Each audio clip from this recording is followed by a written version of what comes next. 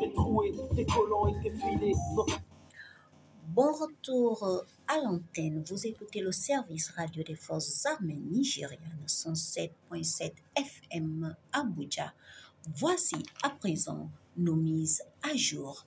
Le gouvernement fédéral a lancé de nouveaux incitatifs pour attirer les investissements dans l'agriculture, affirmant que cela pourrait créer 21 millions d'emplois dans le pays.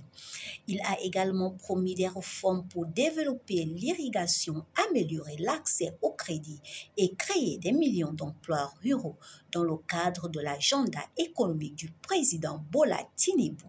Parmi les mesures annoncées figure la mise en place des guichets uniques pour l'enregistrement des terres, le renforcement des systèmes de crédit agricole, la mécanisation à grande échelle et des projets stratégiques d'irrigation.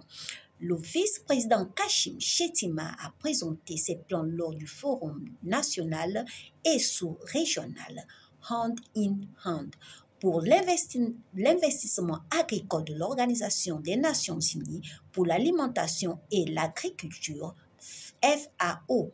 Tenu à Abuja, il a qualifié la main de grand égalisateur, révélant nos vulnérabilités et la fragilité partagée de notre existence.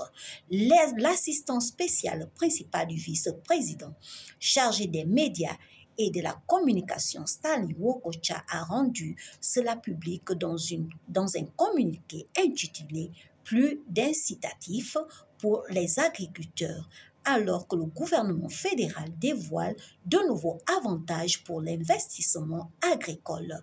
Selon ce communiqué, le vice-président a souligné que la feuille de route du Nigeria dans le cadre du plan national de développement 2021-2025 vise à sortir 35 millions de personnes de la pauvreté, créer des millions d'emplois dans les zones rurales et assurer la sécurité alimentaire et nutritionnelle.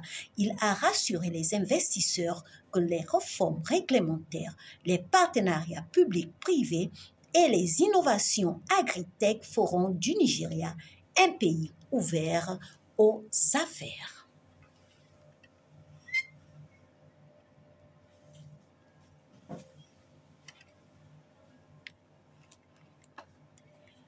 L'Agence nationale d'orientation, NOA, appelait les Nigériens à renouveler leur respect et leur engagement envers les symboles nationaux du pays, avertissant que le mépris de ces emblèmes de souveraineté zappe l'unité, la dignité et le patriotisme.